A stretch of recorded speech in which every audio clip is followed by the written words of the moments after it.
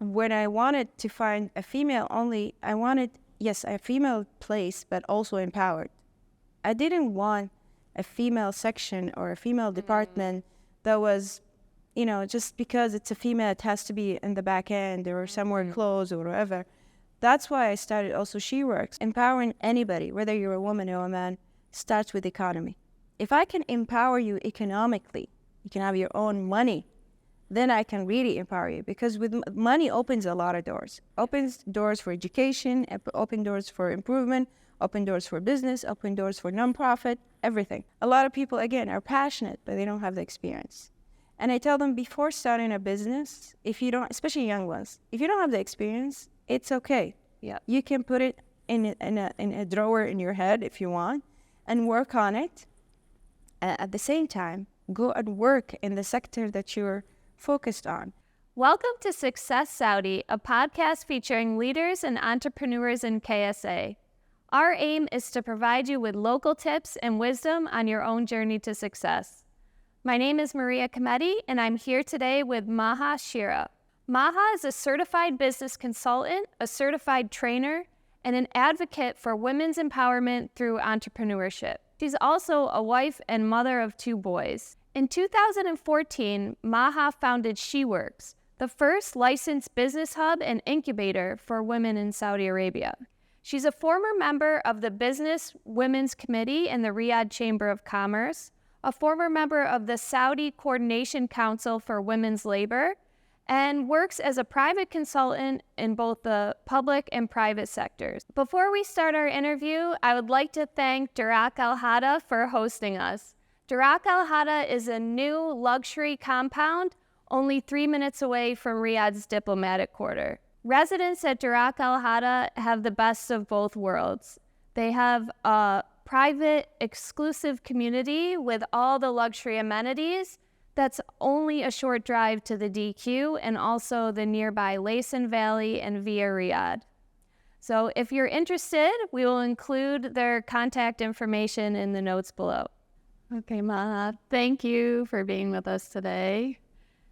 As I was looking over your bio, I read that you have a bachelor's in English to Arabic translation, and then you got a master's degree in finance, and you also started your career as a photographer. So can you tell me how you chose those fields of study? First of all, thank you, Maria, for having me on your program. Growing up in Saudi, our options were a bit limited at that time, especially for girls. So I got accepted in med school, I remember, but it's like, no way I'm studying med. So I decided to study English. So one of the options that I saw was English Arabic translation. So I got a bachelor's degree from King Saud University at that time. And then also after graduation, the only fields or sectors that were available for women to work at were the education, the medical, and the banking sector. And I worked in all 3. I worked as a teacher, I worked as an interpreter in one of the hospitals, public hospitals, and then I moved to the banking sector. And to me, that was an eye-opener. It was a very important stage in my life because I learned more about business. And since I was young, I was very curious about business. None of my family is a businessman or a businesswoman. So to me, that was a new world, and I wanted to discover it more. Because at the bank, I worked in the internal audit department at first, and then I moved to the investment department. And this is where I was exposed to the business world. From there, I decided, you know what, I need to study business. That's how I decided to take my MBA. And I specialized in finance because, again, I was part of the investment department. I resigned from the bank, and by coincidence, I had my first pregnancy. I had my first child. So it was a tough journey, getting my MBA with my first baby and ending my MBA with my second baby. So that was a very big milestone in my life. And during that time, my husband got a scholarship in Canada. So we moved to Canada. I was actually pregnant at the end of the pregnancy of my second child. So when we moved to Halifax, Nova Scotia, my husband was studying his master's, and I just had my baby there. and I had one subject to graduate from my MBA. So I took it at St. Mary's University in Halifax. And then I still recognized that I still have 2-3 years to go with my kids and my husband in Canada. So I decided to take a diploma in digital photography, not to waste time, because getting a PhD was not appealing to me. It was like, oh, another 5 years. Like, no, thanks. And I took photography because I'm into arts. So I loved combining arts and business. I'm a curious child since I was young. I've always been curious about a lot of things, about mechanics, about physics, about art, about everything, business. Wow. So I tend to use that opportunity to learn and gain more knowledge. And that's how I got my diploma, I got my MBA. I worked as a volunteer in different fields. Even when my husband moved, we both moved to California because his scholarship is there as well. He had a fellowship in California. I worked at the Center of Disaster and Medical Science, which is totally unrelated to anything.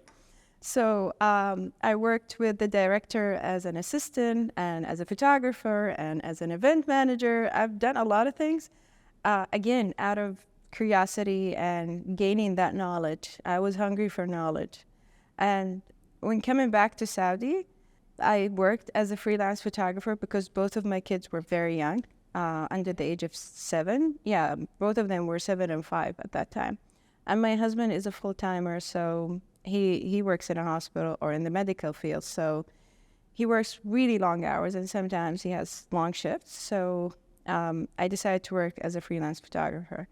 And through that journey, I met a lot of startups and freelancers, women. Most of them were women.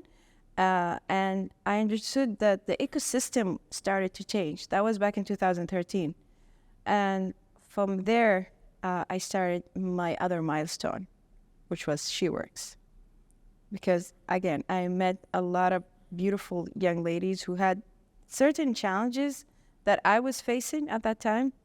And I thought, maybe I can do something about it because I was looking for a space where it can adapt me or, how can I say, mentor me, support me, something that did not exist back in 2013.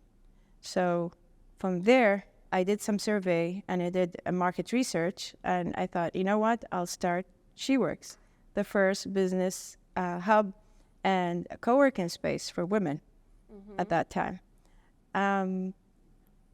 But with time, of course, the concept was a bit new back in 2013.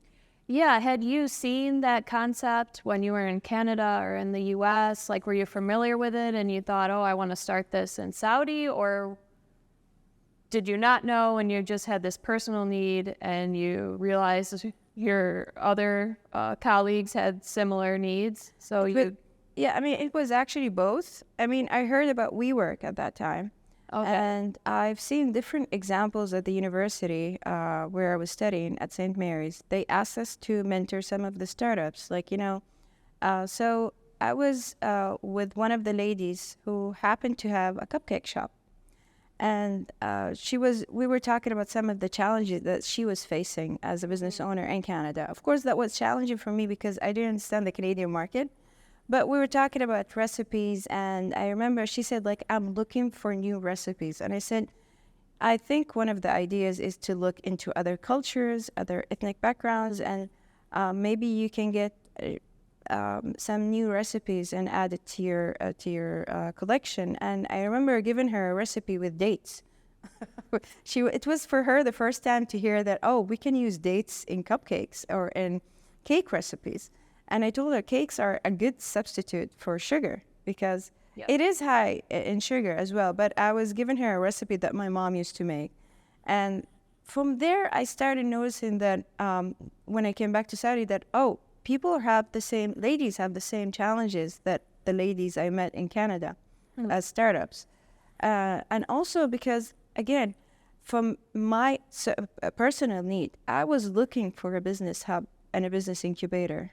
Or, again, the terminology was not clear for me at that time, but I was looking for a space where you feel like you belong, a space where it actually hold startups and entrepreneurs and especially females, because you're talking about Saudi back in 2013. Everything was segregated.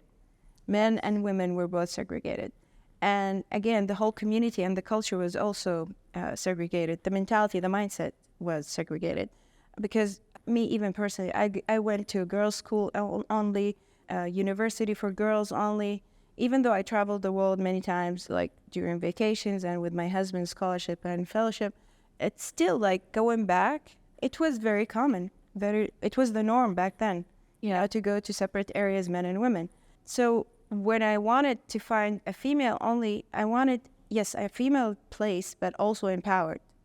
I didn't want a female section or a female department that was, just because it's a female, it has to be in the back end or somewhere close or whatever. That's why I started also She Works. One of the things that triggered me is that I don't want to be in the back end, because every place I went to, they said like, oh, we don't have a female department, but we can create a room at the end, at the back. And it's like, no, I want a space where actually I can sit, I can see the sun, I can mix with my colleagues as well, but at the same time, feel comfortable in my own skin. Yep. So when I started She Works, I designed it as a woman, and I designed it for women. My aim was not to impress anybody. It was only for women, the way they function, the way they think, the way they act. It's a comfortable place for women, like a second home away from home. We even designed places, like we had meeting rooms where it had special windows, special cameras, so then even if a woman wants to meet men and she doesn't feel comfortable, she's not alone. She doesn't feel threatened at that time. And she can bring in any lady with her. So I started building that community and that concept. It's like, you're not alone. You can join other group of women, because together as a community, we are strong and we can empower each other. So the whole concept of having a group of women working together as startups and as entrepreneurs was also new back then. Like, nobody would pay attention. It's like, come on, you're just a group of women. It's not a clubhouse or anything. We're a group of startups and businesswomen who are so hungry and eager to get somewhere, to start our own business, to learn, and to teach each other and to help each other. And all that knowledge as women is not only focused on us, it's something that we take to our family, to our home. This is because usually a woman influence a whole tribe, a whole village. Right. It's not only just one individual. She can influence her kids, her husband, and this is something I've noticed. I mean, I don't depend on researches and studies. It's something I've actually seen. I've seen a lot of ladies brought their own kids to She Works just to show them that this is you in the future. You can be this person in the future, whether you're a boy or a girl. And of course, with the changes that happened in Saudi, this was the most amazing thing that happened. Women have been empowered from a higher level. Yes. And we had a lot of beautiful examples in the government, in the public sector, and then in the government, in the private sector. So everything that we have worked for and we have been calling for, alhamdulillah, started, to be in reality on the ground. So that was an amazing milestone as well for me and for other women, I'm sure. Well, I can't imagine what it was like starting that in 2014 and creating this new concept and getting the permits needed to open. And as like a first mover, I'm sure you had to do a lot of work, not only educating like the regulators, but educating the other freelancers and ladies why they should come and be a part of it. Yeah, I mean, back then, every startup and every business owner had to struggle with the permits and regulations, because back then we didn't have the digital or the e-government. You had to physically go to ministries. It was very bureaucratic. You had to fill in all these forms, all these documents, and then if you're missing a document, you have to go back home and bring that missing document, and then you lose another day or another business day.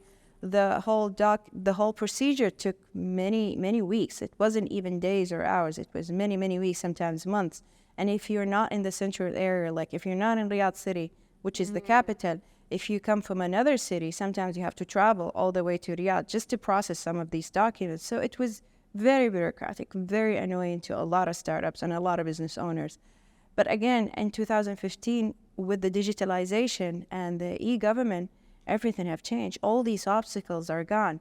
Even the way the government treats you, they don't treat you as a male or a female. They just treat you as a business owner. Simple. So whatever applies to guys applies to ladies. It's the same thing. You're a business owner, just deal with it. But yeah, back then it was, and this was actually, I thought it was one of the hardest things, but then starting the business itself, you know, like you said, educating the consumers who've never heard of the concept of business incubators or even a co-working space was even hard. And also building your brand. So I was getting deep into my business core and becoming, even educating myself, because also I didn't have a mentor, no guidance. It wasn't an easy journey. Nobody guided me. I had to learn things on my own. I had to dig into things. I had to ask questions. I had to jump into people's throats sometimes, like, tell me, what should I do? Where do I go to? Who can help me? Yeah. And I was fortunate that I had a very supportive family. My husband is very supportive, alhamdulillah. He was actually the person who pushed me into business. Like, he kept encouraging me. Like, I was really terrified of starting a business because, and this is something a lot of business owners confess to, and especially women. We're afraid of risk. And I even tell them, like, if you're afraid of risk, don't jump into business, because this is the first step, is that you have to overcome your personal fear, that risk of losing money. You will lose money. You have to put it in your head. You might lose money. Yes, 70, 80% you will lose money. And that's it. But it's like, what's the next step? Yep. It's an expensive learning curve, but are you willing to take it? Are you willing to jump? That's the thing. And again, I was fortunate that I had a very supportive husband and a very supportive family.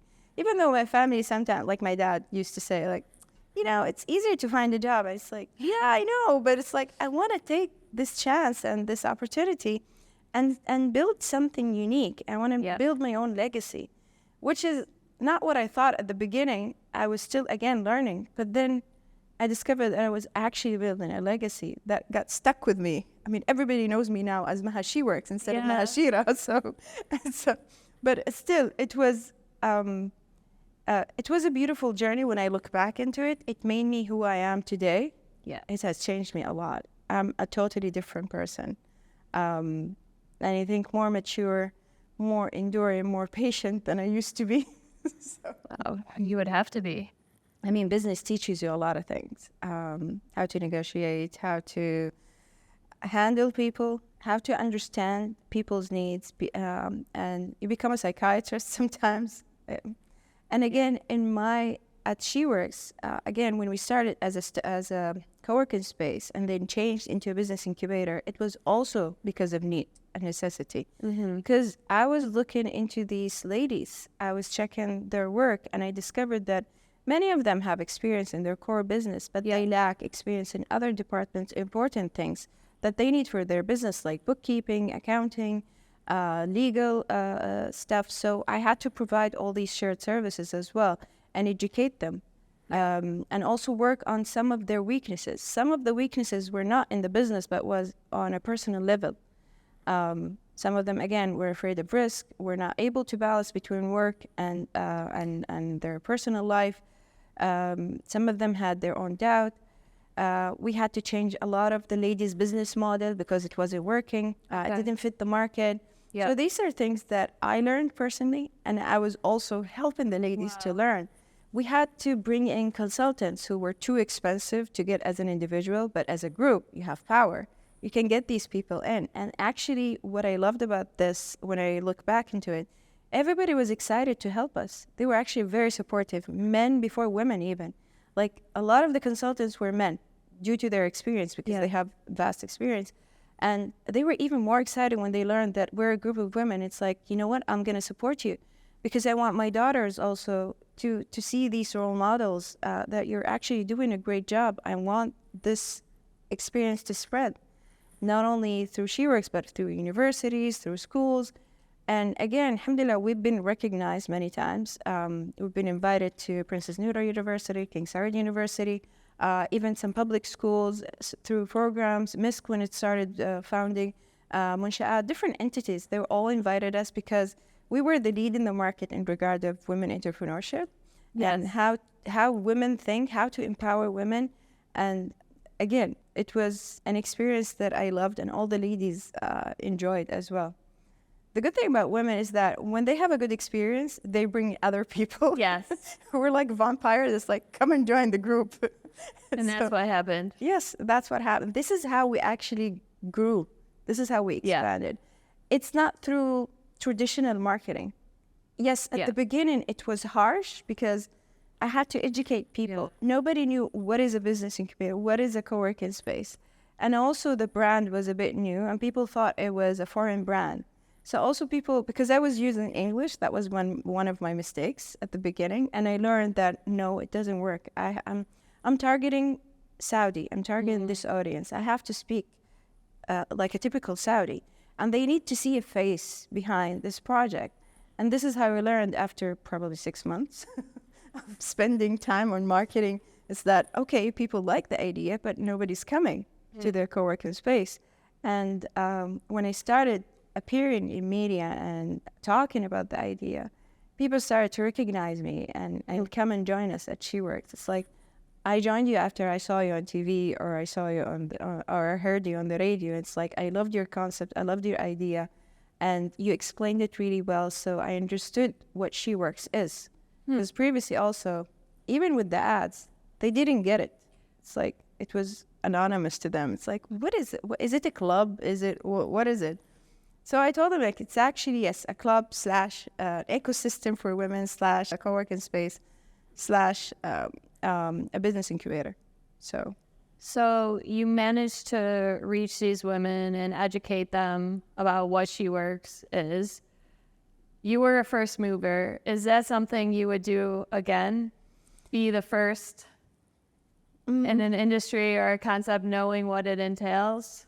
Okay, being a first is really challenging. Like, if you look at the applications that first appeared, like, for example, let's say Hunger Station. There was no data in the market. There was no concept of food delivery to home. So they were the leaders in the market at first. But they also took all the challenges, the legislation, the permits. They were like the lab rat. Everything was on them. Because they were the leaders, they were the first to come into the market. They had to do the data collection. They had to hire chauffeurs and drivers. They had to go through every single detail. So they prepared all of this. They prepared the market, and then the other participant, other competitors came in when the market was ready, because they did that. So they took most of the hit, and that's the problem with the first people. And also, when you're at the beginning and you take all that hit, you lose a lot of money in the process. So getting that investment is not easy. It's not like somebody who already has money and who's entering the market. So it is challenging. I'm not planning to be the first in anything. I just want to be successful.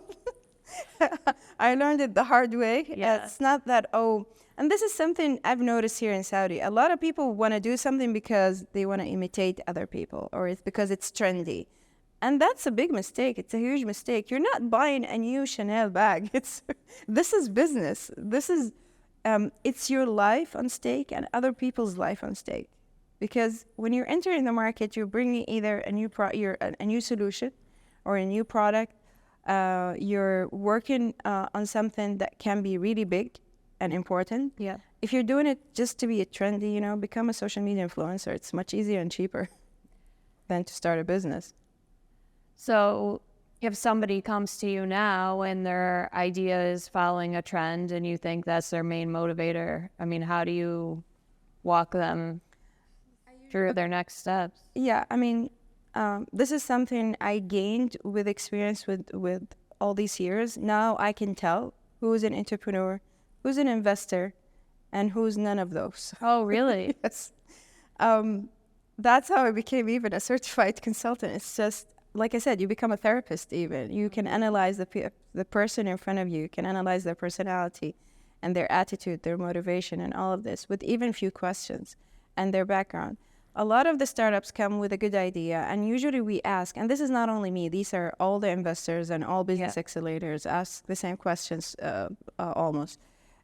We check if they're actually solving an existing problem. Do they bring a solution? Do they have an added value? And also the background of this entrepreneur, this person in front of me. Does he have experience in what he presents? Because again, if, let's say, for example, I'm bringing in a solution for agriculture. Do I actually work as a farmer or somebody who works in the agriculture industry? That makes a big difference. So I have the experience. If not, then who is my partner? I need to have a partner. I cannot build an application, and I'm not a tech person or somebody who studied the technology of how to build an application, an app developer. I need to have a partner with me. And the concept of hiring a company to build my application is not successful. It has proven many, many times that it's not successful. You need to have somebody within your company who is an app developer or somebody who understands the technology behind this. Because anybody can be an app developer or anybody can build an app, but what's the concept behind it? What's the idea? What does it solve? The same thing with any idea, with any startup. You can bring me an idea, but I need to make sure that it's actually, you have all the necessary tools to make it successful.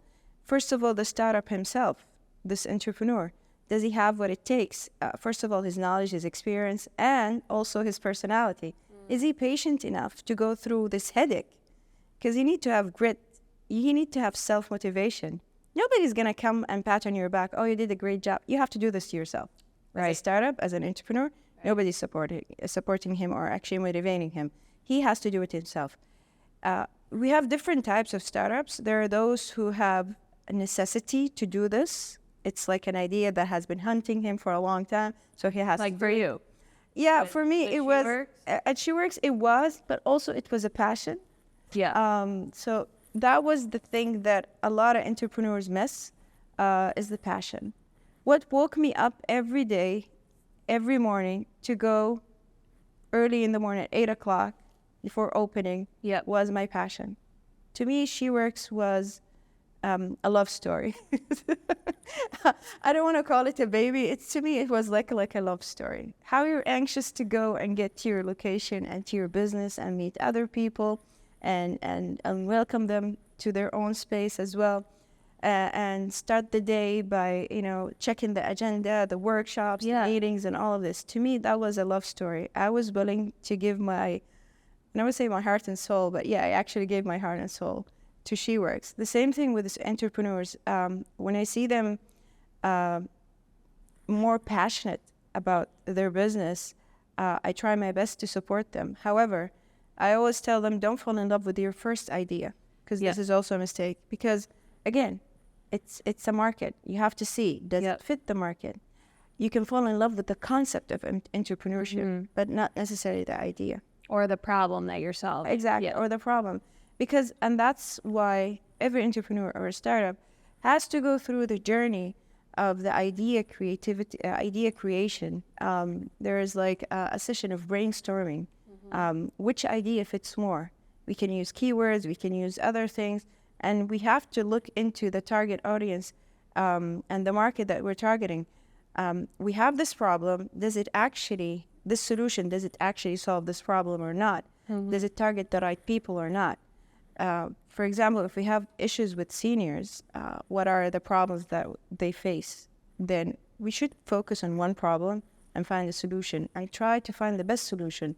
And then ask the subject matter experts, who are the seniors, for example, one of the shareholders are the seniors, and see if our solution actually fits them. Because we might think that, oh, this is a good solution. But when you ask your audience or the targeted people, is it really a good solution for them? Because they're the consumers at the end, or not. And if they say yes or no, depending on the answer, does it actually fit the Saudi market? And would they actually pay for it? Because whether they think it's a good idea or not is one thing, but will they pay for it? And this is another mistake a lot of entrepreneurs fall into it, especially women. When I ask them, why are you doing this startup? She would say, I want to do this because I have this problem, I want to solve it. Okay, great idea. Yeah. How are you going to generate income? Because it has to be sustainable. You have to have a profit. And they tell me like, oh no, it's a social thing. I'm not doing it for profit. And it's like, that's how you're gonna fail. That's how you're gonna kill the project. You don't work for a non-profit organization that's sponsoring you. You have to have your own idea. You have to sponsor it. You have to have your own profit, and then think of how to make it a non-profit. But first of all, you need to have money. When I talk about women empowerment, I met a lady from Jordan. Her name is Yara. We both agreed that empowering anybody, whether you're a woman or a man, starts with economy. If I can empower you economically, you can have your own money, then I can really empower you. Because with money opens a lot of doors. Opens doors for education, open doors for improvement, open doors for business, open doors for nonprofit, everything. But you need to have that money, that economic power. Yeah. Gives you choices. It gives you choices. I mean, I can't help anybody if I can't help myself. Right. Even I tell them, like, even at the airplane, when the mask fall down, you have to put on your mask first and then help someone else. You cannot put the mask on them because you're going to faint during that period. So you have to help yourself first and you empower yourself, and then you can help others. This is something I also learned the hard way.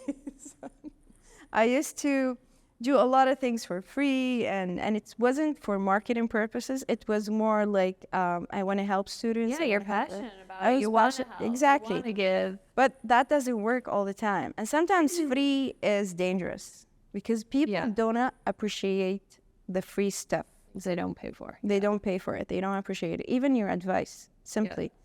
Yeah. I remember my dad used to say, there's a free gift that everybody gives away, but nobody takes. It was like a puzzle. And it's like, what is that? He said, an advice.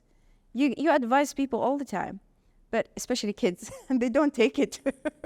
But when you can work as a consultant, I hear this from startups, like, I want to ask you about this project. And it's like, I can give you one answer, one advice. But if you really want to dig into your case or your situation, you have to book a session with me. And they look at me like, oh, asking money. I said, yes, and it's not only for me, for you to value what I'm telling you. Because I'm giving you, as we say, the creme of the creme, the butter of my experience. Something I've learned in the last 10 years, I'm giving it to you in 1 hour. So, of course, it's worth money. It's worth my time. I'm not wasting my time on somebody who's not going to appreciate what I have to say. So I stopped talking when people don't listen. This is also something I learned from one of the psychiatrists. Don't talk. I think he's a Canadian psychiatrist. I forgot his name.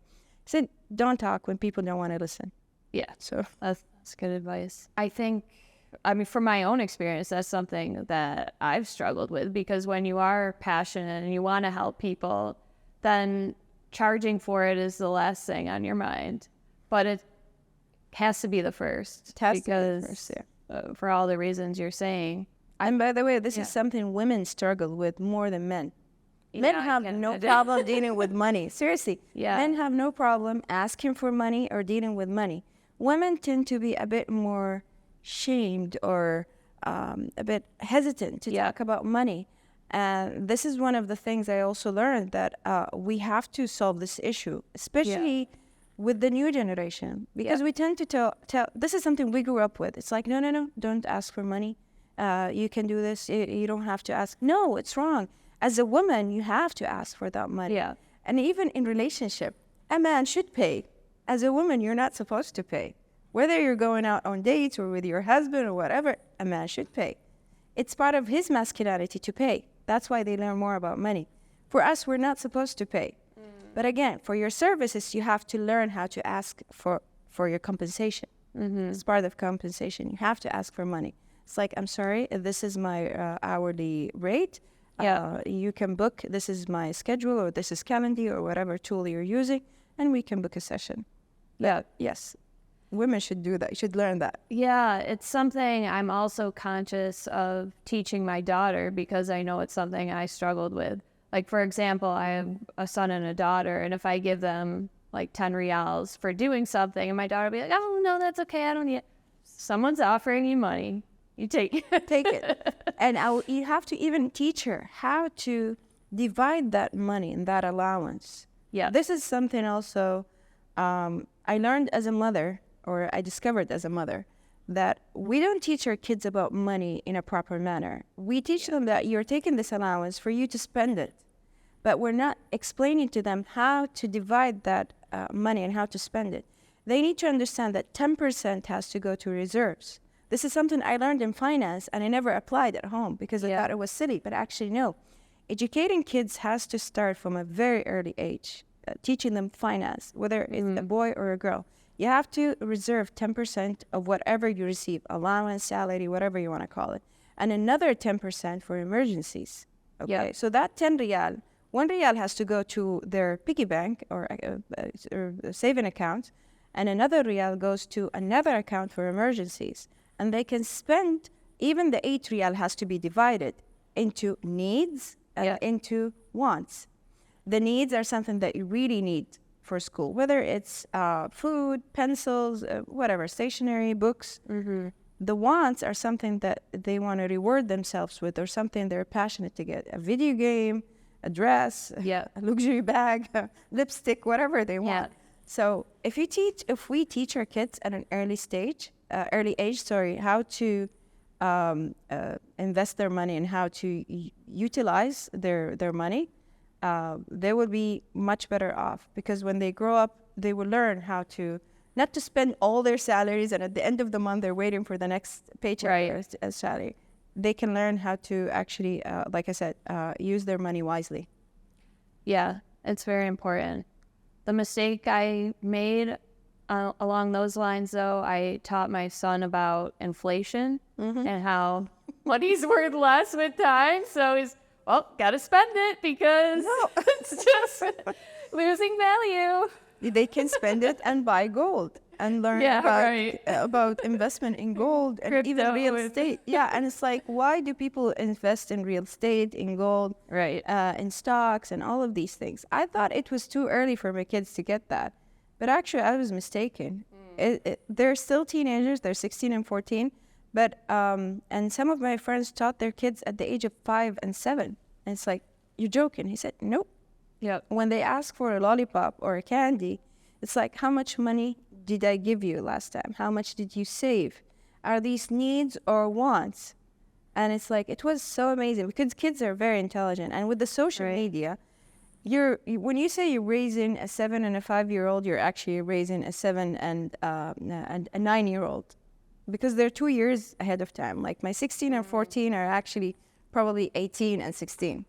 Because with social media, they're exposed to a lot of information and they gain a lot of knowledge that we didn't have the opportunity to learn or to gain except when we got older. So they understand money, they understand influences, they understand a lot of things. And kids are smart. You have to treat them like smart people. Yes. Yeah, agree.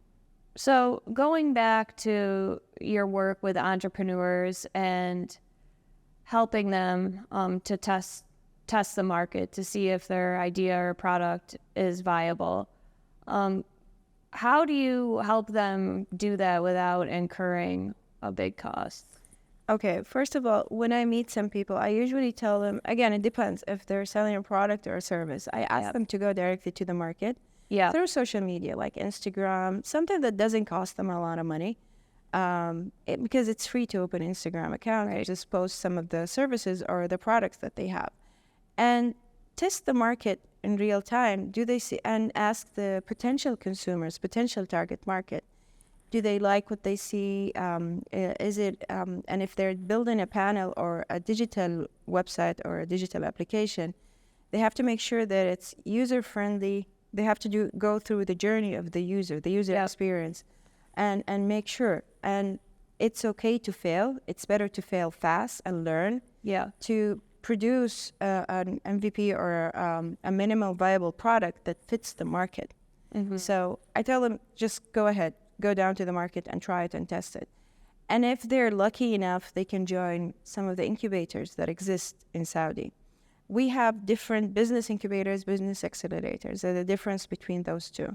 So the government have sponsored a lot of the business incubators, business accelerators, like the telecommunication company. At CAXT, King Abdulaziz Technology Center, they have the Garage, the Code, MVP Lab. They have Techstars. They have different business incubators and accelerators. The startup has to just make sure if he's in the idea stage, he has to find an incubator. Incubators focus on ideas, from an idea to an MVP. They help the startup build a team, focus on the idea, build a good business model that fits the market, and eventually, before they graduate, they build an MVP, a minimal viable product that is suitable to launch to the market before even testing it. And sometimes, because usually an incubator takes 1 year to 2 years. That's the average age of an incubator. But the majority in Saudi, I guess, are like 1 year. Okay. And they don't take any equity. If they just take, usually they take some fees on their services. And if it's sponsored by the government, you're there for free. So there's no loss of money there. You're just testing your idea and your team. You're building a team, you're building a new business and a business model. So some of the business incubators that I know are like MISC Launchpad. They focus from idea to MVP. There are some also in the telecommunication. If they go to the website of Munshaat, underneath it are all the registered and well-known incubator, accelerator, co-working space. Because Munshaat, which is the Small and Medium Enterprise Authority, is the entity that gives permits to these entities, whether they're government or private sector. So they need to get that permit to be well known under that option. So this is an incubator. It focuses on the idea to the MVP. An accelerator actually focuses on the MVP until the investment, pre-seed investment. So you have to be an existing business in the market with a product or with a business. And again, each incubator have different specifications. Some incubator only focus on tech companies. They prefer tech companies. Mm-hmm. Some incubators prefer on the sector like agriculture or health or space. Again, or education, depends. And some of them have certain conditions or criteria for these startups. It has to be in the market for at least a year. It has to be Saudi registered. Some of them accept Saudis and non-Saudis. You can be a non-Saudi company that is registered somewhere outside of Saudi, Jordan, Dubai, whatever, US, UK, and you can join these business accelerators to speed up the process to launch into the Saudi market. And they offer you, most of them, they offer you a permit from MISA. MISA is the Ministry of Investment. For any expat or a business owner who owns a business outside of Saudi, who wants to open a business in Saudi, needs a permit from MISA. Usually these permits for big companies, it's like 60,000 riyals. But if you join a business accelerator as a startup and you got accepted, because one of the conditions you have to get accepted, then eventually you'll get a certificate and you can get a permit for 2,000 riyals instead of the 60. entrepreneur license. Exactly, entrepreneur license. So this is also an option and an opportunity for non-Saudi companies or even startups. Could somebody potentially find co-founders through an incubator? Because you were saying how oftentimes someone will come with this great idea, but they don't necessarily have the experience or a partner with the experience. So is it a common practice for entrepreneurs to connect with potential co-founders? Again, an incubator? Exactly. I mean, an incubator and an accelerator, it's also an ecosystem on its own. Okay, so usually you meet other startups, other entrepreneurs who at least share some of, you have the same mindset, let's say, or similar mindset, and you share a lot of the characteristics, and especially the passion into building a business. So, and this is how I've seen a lot of the entrepreneurs. When I ask them, how did you guys meet? They would tell me like, oh, we joined the program and we discovered that we have similar interests, similar ideas, similar thoughts, even sometimes the same background. And they decided that they want to work on something, on a new project. Some of the co-founders are colleagues from university, especially in hackathons. Hackathons are, it's like a competition. You ask a team or a group of people to build their own teams and to build an application or a tech company within a couple of weeks, max. So it's like a rushy competition. And some of these hackathoners actually end up building their own startup because they work under pressure. They know the strengths and weaknesses of each member, and eventually they get together and because they learn, they tested themselves under pressure. Yeah. Eventually they build their own startup. Same thing with incubators or certain programs, because everybody's going through the same pressure, and under pressure you actually discover the true nature of a person.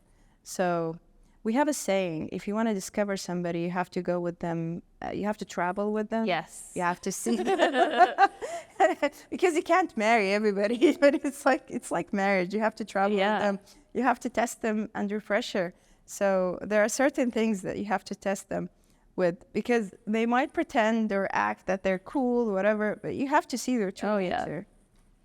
Do you see different generations at the incubators and accelerators, or is it mostly like young graduates? Okay, previously, because the entrepreneurship idea was a bit new, and it wasn't advocated as it is now. Yeah. So previously, most of the startups were older, let's say mature, from the age of 35 and above. And of course, most of them were experienced, knowledgeable people who wanted to start their own business and stuff like that. Nowadays, I see entrepreneurs at the age of 13, starting at the age of 13. And this is not only because of the education and the advocacy that we have done regarding entrepreneurship, but also because the mom or the dad influence their kids. I mean, I've seen kids who, and that's not necessarily the case. I've seen kids who are at the age of 13 who have traditional parents who work in government positions, just like my parents. None of them worked in business and didn't even believe in business. So that was also different. But some of these kids are, like I said, because we live in an information era, everything comes to you through your tablet and your phone, smartphone. So I think these kids have more opportunity to learn, and they're still young. Their brain is not fully occupied, so they can gather a lot of information. And also they're lucky that there are lots of programs that, unfortunately, it's not dedicated to kids, but still they can join it. Yeah. Like Munsha'at, they have some programs. They say you have to be 18 plus, but if you accompany your parent, they can actually let you in if you're really interested. And it's not only in Munsha'at, it's like different entities. I remember back at SheWorks, we used to have kids at the age of 12 and even 8, boys and girls. And the parents used to ask my permission if their kids are allowed to attend.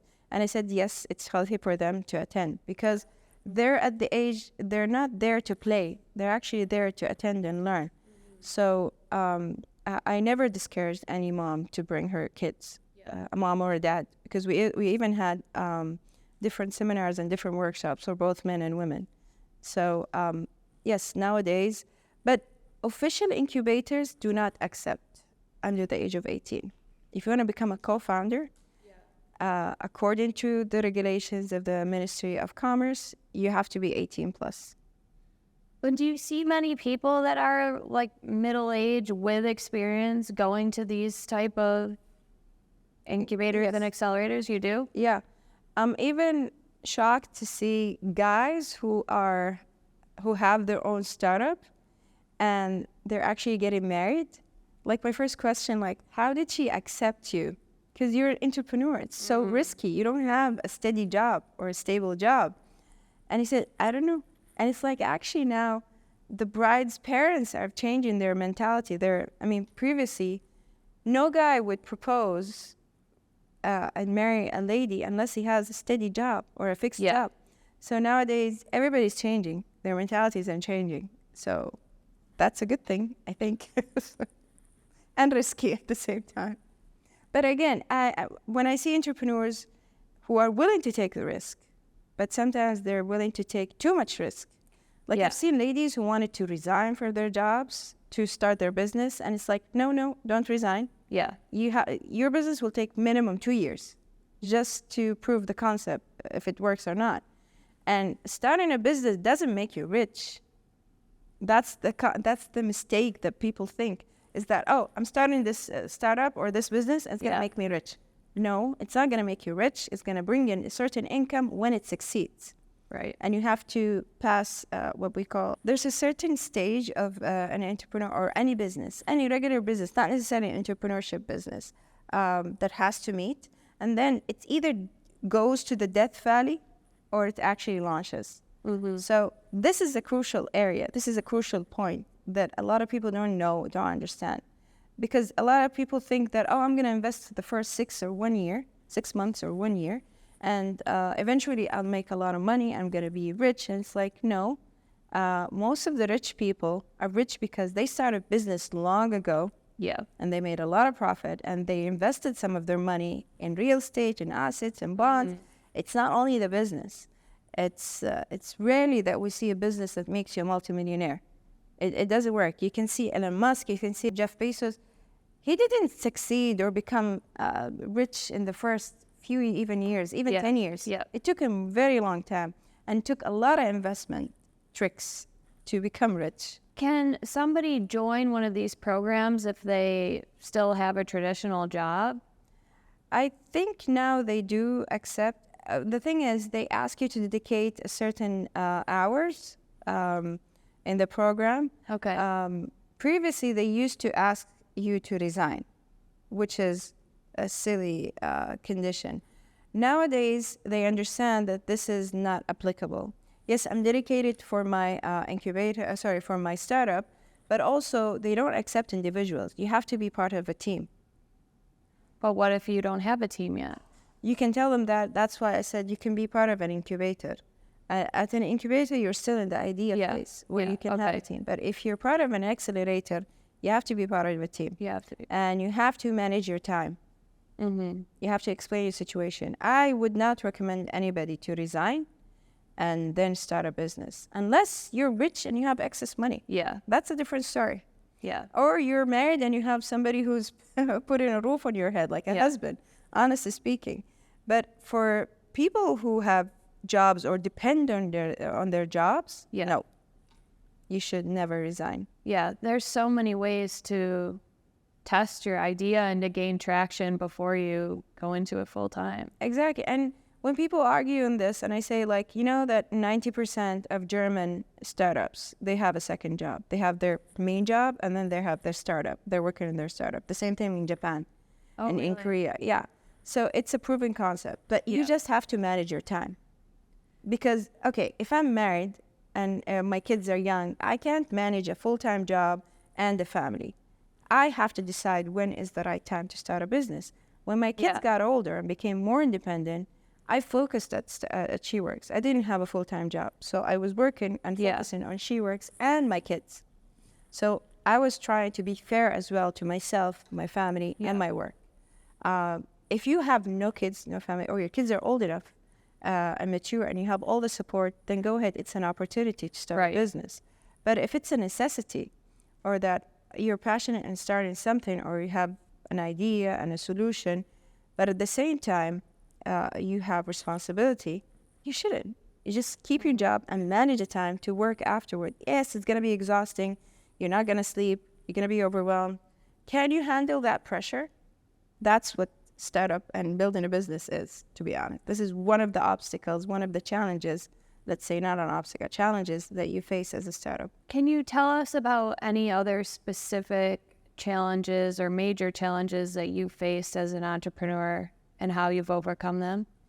To be honest, the majority of, let's say, 50% of the obstacles are personal, are self-obstacles. As a woman, again, we're afraid of risk. We're afraid of failure. We're afraid of the community, of our society. I remember when I started a business back then, one of the things that I heard, it's like, why would you work? It's like, I felt shameful. It's like, you're working, you have your own, like, you're working as a photographer? Why? It's like, you don't need the money. They had that shame feeling. But then that changed as well. And this is something, thank God, that have changed with the advocacy and the initiatives that the government have done, that there's no shame in work. There's it doesn't affect my social status. It's actually good to have. Exactly. It's on the contrary. I'm a businesswoman, a business person. I have more exposure. I have more opportunities. So, but at the beginning, it was that fear, also fear of failure, and also the rejection from the family. As women, we need, I don't want to say permission, but approval from our family, whether it's your mom, your dad, your husband, is somebody that you look up to in your family. Yeah. You don't want their disapproval. You want their approval and not necessarily their support. It's great to have support. Right. But that was the thing back then. So a lot of women who I met were afraid of their society, afraid of their tribe, afraid of their husbands. And I said, if you can't overcome that obstacle, psychological obstacle, you cannot overcome the real market obstacle, which come next. Because this is first, you have to work on yourself. If you're ready to take it and be prepared to cry and laugh and get off bed and do all necessary things to succeed and make this work. And no matter how many times I said, just be prepared, it's still, you can never be prepared. You can try, but I can try, but enjoy the journey, as I say. Just enjoy the journey. Yes, you might look forward to the end that, oh, I want to be successful and everything. But again, I learned that it's not necessarily the end. The end result is the fruit, as they say. It's the whole journey. For sure. That actually was enjoyable for me. The second obstacle, again, you have to be knowledgeable on what you do. A lot of people, again, are passionate, but they don't have the experience. And I tell them before starting a business, if you don't, especially young ones, if you don't have the experience, it's okay. Yeah. You can put it in a drawer in your head if you want and work on it. At the same time, go and work in the sector that you're focused on. You want to solve something in education, go work as a teacher. Go into the education system, learn, become a student and a teacher and somebody who works in that field. If you want to solve something in health, go and work in the health sector. Work as I'm not saying work as a doctor unless you're a doctor, but work close to that area and learn more from them, because you need to have that experience. I cannot solve an issue with manufacturing unless I work in a manufacturer and from A to Z and see the whole process and the whole picture. It's great to have a new eyes in a situation, but still you have to go through the whole process just to understand what's going on. So that's what I say, just gain that knowledge and experience and then come back. The market is not going anywhere. It's like you can always open a startup. Just be prepared for it and bring something that is really valuable, added value to the market. Don't open just another application or another solution or like the things that we see online. Have you made any purchases in the past year that have been an investment for you but have had a great return, either in your personal or professional life? Yeah, I'm currently investing in a salon, beauty salon. I'm opening a beauty salon. Wow. To me, it's a new journey. It's a new experience. I have the experience as a consumer.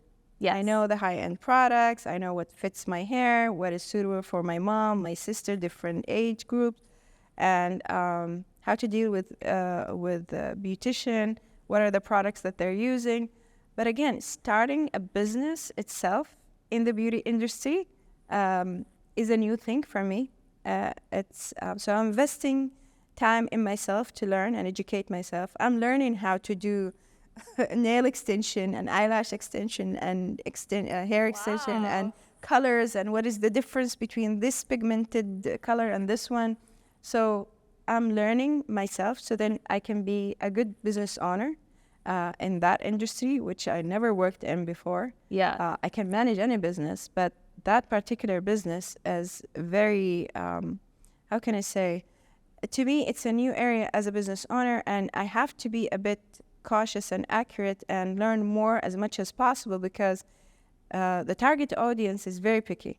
You're targeting women and you're touching their only face, their hair. Exactly. Something that is very, very important to a woman.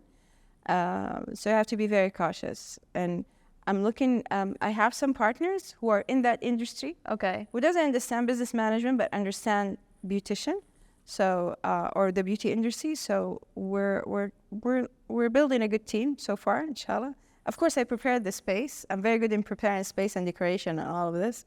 And it wasn't also easy because I had to test every single product or every single thing. Like, is this chair enough? Okay, let's push it a little bit. No, this is not comfortable. I need to do this. I need to do the lighting. I need this lighting. I don't want any shadows. So that when you color, you don't get those mixed shadows or confusion as a customer or as a beauty artist. So I was working on this. But for other investment, so this is one investment. Sometimes I invest in good shoes. We were talking about this. Because I need to be comfortable. And this is something my mom used to say. Your comfort starts with your feet. So if your feet are comfortable, especially that you're walking and running all around, you have to feel comfortable. So I'm trying my best to invest in good shoes and in good abayas, because we wear abayas most of the time and you have to look decent and elegant. And something that might people disagree with, especially men, I invest in bags like Chanel and Louis Vuitton, because again, there's a market to this. It has a value. But the ultimate investment is always, I tell women, you want to invest? Gold. Gold. Gold is gold. Not diamonds, gold.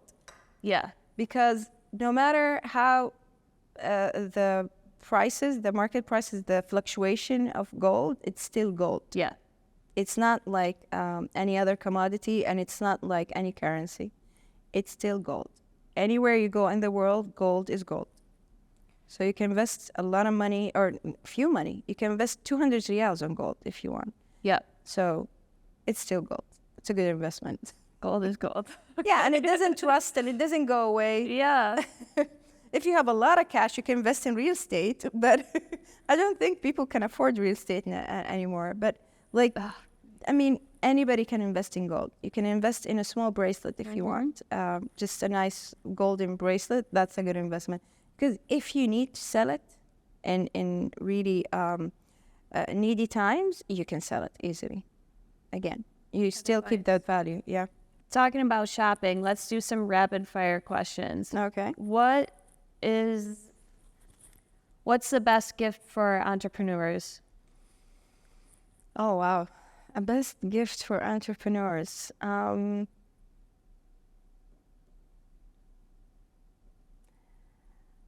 That's hard, to be honest. There are certain Any books. gift for entrepreneurs. I mean, there are books certain books and certain websites. I mean, again, it depends on the sector this entrepreneur is working on. But I think they should read a lot of books, first of all, about entrepreneurship. Like, I wish I can give them tickets to different demo days so then they can hear from other entrepreneurs. I think this is a good gift, that they should invite them to certain demo days. Demo days are days that business accelerators hold at the end of every cohort, where they showcase the startups that they're incubating in their accelerator. So I think the best gift is to give them tickets to attend these demo days, because this is how they see reality. And do they sell tickets? Sometimes they do sell tickets. Sometimes it's just you have to register or invite certain people. Okay. So I think we should, the best gift is to invite them to these demo days. They have to attend and see that there's a possibility that one day they can be on that stage pitching and presenting their own startup. Any particular books that you gift? Again, it depends, because there are English books and Arabic books, especially, again, books that are not representing our Saudi market. Yes, I can read stuff and hear from people who are talking about Europe or America and the businesses there, which is a good source. But I love listening to people who are in the Saudi market. It keeps you up to date. So I love hearing podcasts about Saudi market and businesses here, and what are the new trends, what are the new permits and stuff like that, or initiatives that are taking place. Favorite local brand? Local brand. I like two local brands who I think, I don't want to call them camels, but they're one of the oldest businesses. I like Abdul Samad al-Qurashi, which sells oud and misk and other type of perfumes, who existed in the market long, long ago. And mashallah have grown and have expanded in different cities, even abroad. And also I like it. I like their concept, batil dates. I loved how he took the concept of batil and treated the dates, and how he treated dates as chocolate, something luxurious, something you can gift.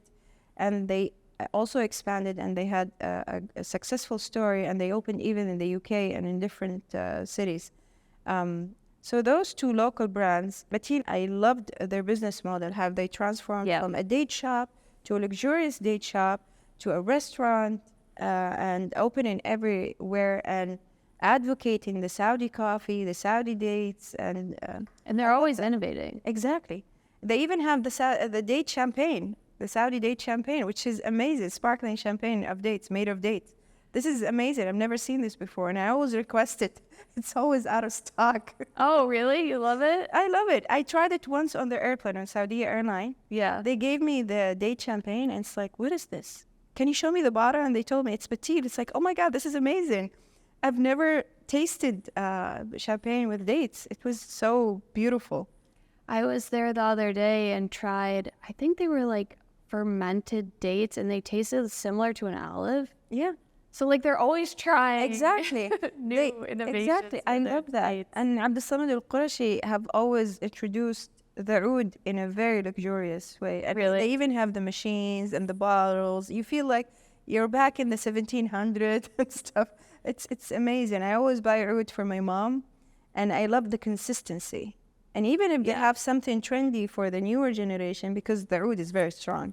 So I don't tend to buy it except for my parents, but when I buy something, he understands, like, this is a bit musky and it's less root, so it fits your skin, and they know what they're talking. They're experts. I mean, this is what I love about them as well. When you attend a gathering, family or friends, what do you bring? I always bring desserts. I Dessert? have a sweet tooth. What can you recommend any for those of us who aren't familiar with the dessert scene? Okay, I'm a bit classic, I guess, with Arabic coffee. I usually, if my parents are not here, or if I'm gathering with friends, they always ask me to bring Saudi coffee, first of all, because my Saudi coffee is good. Oh, I make it really well, yeah. So I bring Saudi coffee, and I tend to bring any kind of dessert with it. So, for example, I bring the caramel or truffle Hanoverian. Hanoverian is beautiful, and it's also a local brand. Yeah, I just learned that recently. Yeah, I think her name is Hanouf or Hana Al-Hamadi. I'm not sure of her name. I know her last name is Hamadi, but I think it's either Hanouf or Hana. And I love how she started from home, and then her family supported her, and she opened her own small manufactory to produce these chocolates. So I loved it. Hanoverian. Yes. I love their chocolate, and it's always, when I come back, the box is always empty. Nothing lasts. So, mashallah, that's what I love, is that also I enjoy seeing my family and my friends, whoever is in the gathering, enjoy my food and my coffee. What are you looking forward to in the coming year? Oh, wow. I don't know. I mean, believe it or not, I didn't have like a 5-year plan or strategic plan.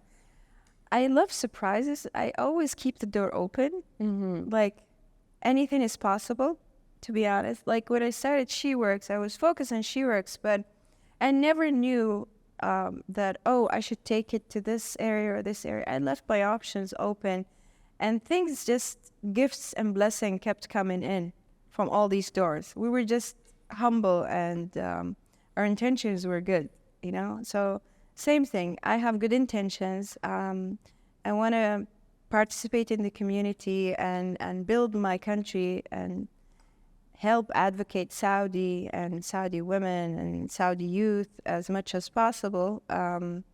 Help entrepreneurs and startups. It's in my blood. I can't do it. But if I'm dragged into a new area, like the beauty or art or whatever, I'm open to it. So again, I'm a curious creature who loves learning, and not learning the traditional way, but learning new things every day. So I'm still learning. You never know. I might even open my own gold shop one day. So how can we follow you? Are you active on social media? I'm a bit active. I don't spend a lot of time on social media because it consumes most of my time. I don't want to do that. But I do have Instagram. I do have a Snapchat. I'm not active on X anymore. Not that much. I mean, I do retweet few things, but I don't text. I hate texting. What about LinkedIn? Oh yeah, LinkedIn. My profile is there. I Okay. post a lot of things on LinkedIn, but of course it's in English. So actually, both Arabic and English. But yeah, I'm active on LinkedIn, Snapchat, and Instagram. Amazing. Thank you.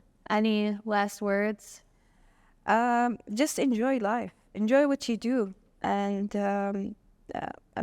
be faithful. God will take you to nice places. God have written. We have something in Arabic. God have written your story, so respect it, and have good intention, and you'll see good results, good karma. Thank you, Maha. Thank you too. Thanks for having me.